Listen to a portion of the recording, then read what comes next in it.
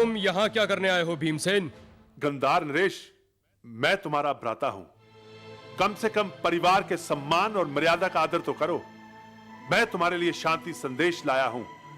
आसपास के कई राज्यों ने हमारी मित्रता स्वीकार कर ली है। वे कायर होंगे। मित्रता स्वीकार करने वाले कायर नहीं होते विप्रचिति, सज्जन होते हैं। परंतु हम इतने सज्जन नहीं भीमसेन कि मित्र बनने का अर्थ ना समझ सकें। हमें मित्रता के नाम पर पांडवों का दास बनना कतई स्वीकार नहीं। हम किसी को दास नहीं बनाना चाहते। हम शांति संदेश लेकर आए हैं। हमें शांति चाहिए। शांति? शांति तो केवल शमशान भूमि में मिलती है भीमसेन। तुम ये क्यों नहीं कहते कि तुम गांधार राज्य को भी शमशान भूमि में बदल देना चाहते हो? यदि ये बात है तो हमें तुम्हारी चुनौती स्वीकार है। गंधार भारत का अटूट अंश है और हम चाहते हैं कि देश का हर अंश इस भांति देश से जुड़ा रहे जैसे शरीर का हर अंग शरीर से जुड़ा रहता है। व्यर्थ की बातों में समय नष्ट ना करो भीमसेन। हमने तुम्हारा अश्व पकड़ लिया है और तुम इसका अर्थ जानते होगे।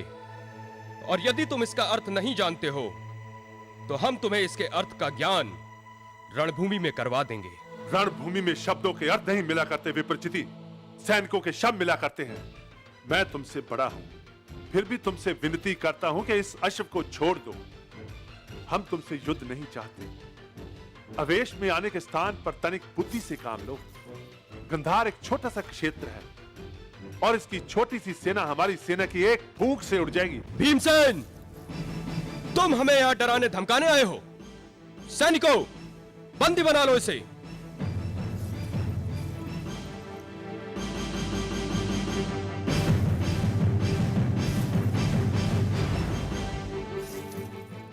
गंधार नरेश, क्या तुम्हारे राज्य में दूत को बंदी बनाया जाता है? मैं यहां दूत बनकर आया हूं। दूत अपनी सीमा जानते हैं भीमसेन, और तुम अपनी सीमा पार कर चुके हो। सैनिकों, खड़े खड़े मुंह क्या देख रहे हो? बंदी बना लो इसे। ठहरो पुत्र। बुआ श्री, आप?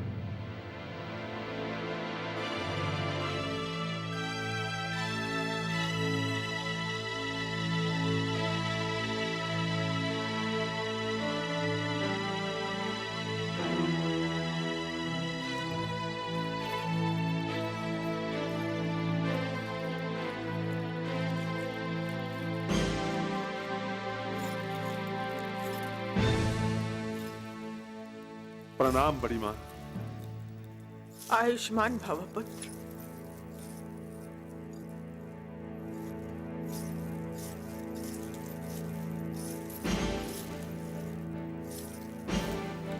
प्रणाम बुआ श्री, आपने यहां आने का कष्ट कैसे किया? आयुष्मान भव पुत्र, तुमने ही मुझे यहां आने पर विवश किया है। मैंने? वो कैसे बुआ श्री?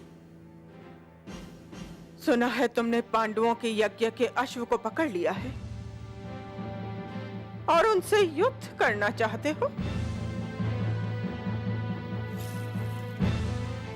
आपने बिल्कुल ठीक सुना है बुआ श्री। मैंने पांडवों से युद्ध की घोषणा कर दी है। जिसमें शक्ति नहीं होती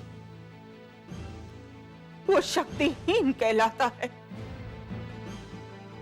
और जिसमें अपनी शक्तिहीनता का ज्ञान ही नहीं होता वो मूर्ख और अभागी होता है। जिनसे पितामह भीष्म जैसे, गुरु द्रोणाचार्य और महारथी कर्ण जैसे महावीर टकरा कर चूर चूर हो गए, उनसे टकराने चले हो। जानते हो पुत्र, उनके साथ केशव है, और जिनके साथ केशव होते हैं उनसे युद्ध करना अपने सर्वनाश को आमंत्रित करना होता है। बुआ श्री, आप मुझे मृत्यु का भय दिखाकर मुझे अपने पिताश्री के वध के प्रतिशोध से नहीं रोक सकती। प्रतिशोध? किसका प्रतिशोध चाहते हो तुम? उसका जो सर्वनाश का सबसे बड़ा कारण था, उसका जिसे सारा संसार महाभारत का युद्ध कहता है। जो लाक्षागृह में आग लगाकर सारे जीवित परिवार को भस्म कर देना चाहता हो, जिसने द्यूत क्रीड़ा में अपने पासों के छल से सारे साम्राज्य की ईंट से ईंट बजा दी हो, उसका प्रतिशोध। जो अपनी पुत्री समान पुत्र वधु के चीरहरण को देखकर प्रसन्न हो रहा था, उसका प्रतिशोध। बुआ श्री, जोर ऊंचा मत करो। मुझे जब उनकी करनी याद आती है तो मेरे सारे तन में सिहरन दौड़ उठती है। लजाती है मुझे उन्हें अपना भाई कहते हुए भी।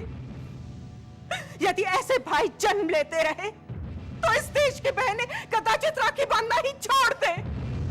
ये आप कह रही हैं बुआ श्री? आप जिनके स्नेह के कारण पिताश्री ने अपने प्राण त्याग दिए?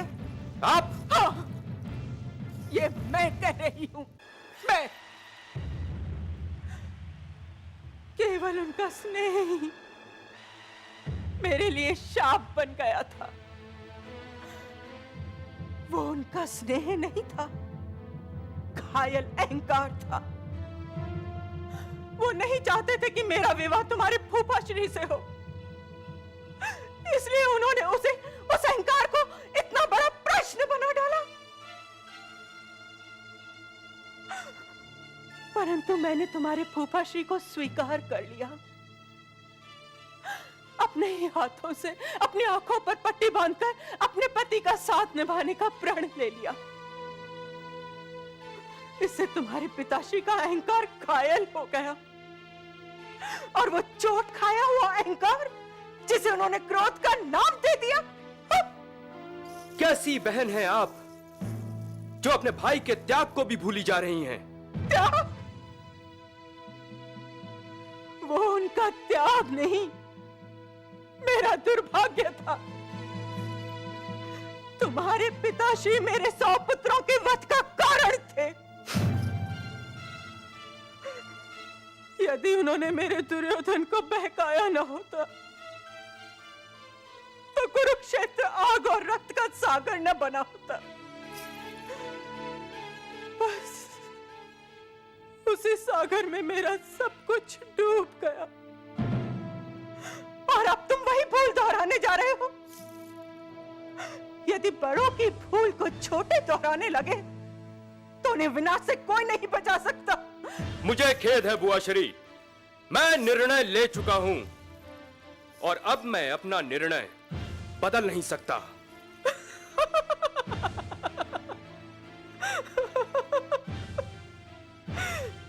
कैसे बदलोगे? निर्णय बदलना अब तुम्हारे वश में रहा ही नहीं। जब विनाश काल आता है तो बुद्धि भ्रष्ट हो ही जाती है। तुम जमे रहो अपने निर्णय पर,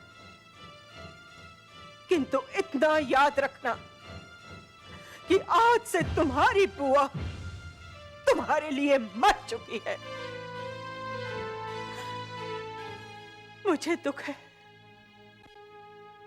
कि मैं दुर्भाग्य की उस रेखा को मिटाना चाहती थी, कदाचित जिसे मिटाना संभव ही नहीं।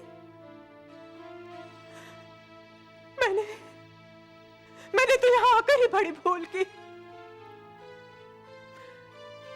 मैं चाहती हूं। नहीं, मत जाओ दीदी, मत जाओ, भगवान के लिए मत जाओ दीदी, नहीं तो बहुत बड़ा अनर्थ हो जाएगा दीदी, अनर्थ हो जाएगा। नहीं भाभी श्री, जब नातों का मान ही छिन जाए तो नाते मर जाते हैं। जो मनुष्य रक्त की पुकार नहीं सुन सकता, वो सत्य की ध्वनि भी नहीं सुन सकता। मुझे जाने दीजिए भाभी श्री। तो ठीक है, फिर मैं भी चलती हूँ तुम्हारे साथ दीदी, मैं भी चलती हूँ, क्योंकि अब क्षण भर के लिए भी मैं इस स्थान पर रुकना नहीं चाहती जहाँ हठधर्मी और अहंकारी नातों की पहचान को मिटाने पर तुले हो।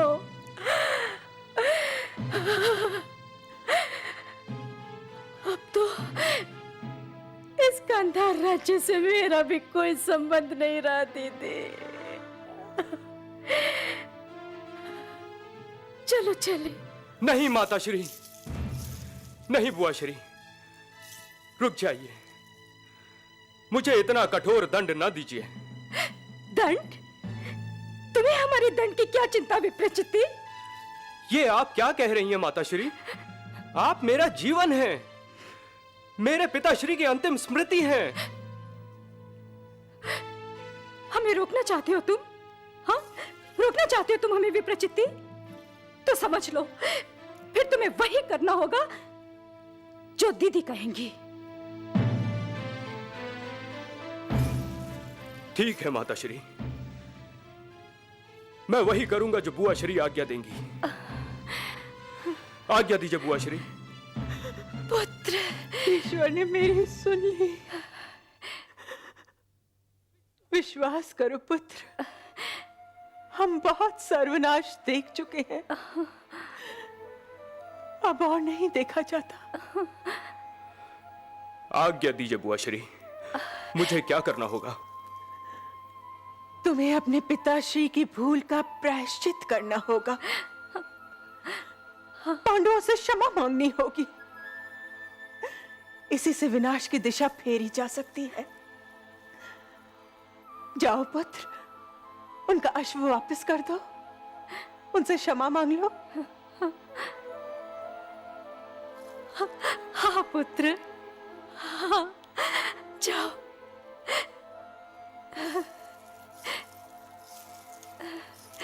मुझे क्षमा कर दीजिए भ्राताश्री, मुझसे बहुत बड़ी भूल हो गई।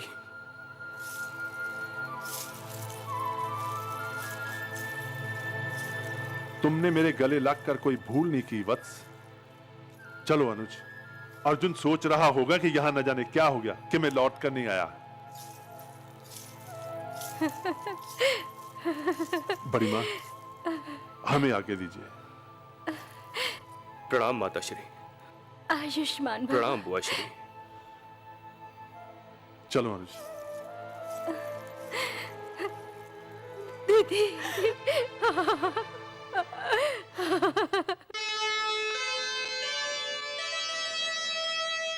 जितना ऊंचा प्रेम है, ऊंचा नहीं आकाश। मातृ शक्ति वह धन्य है,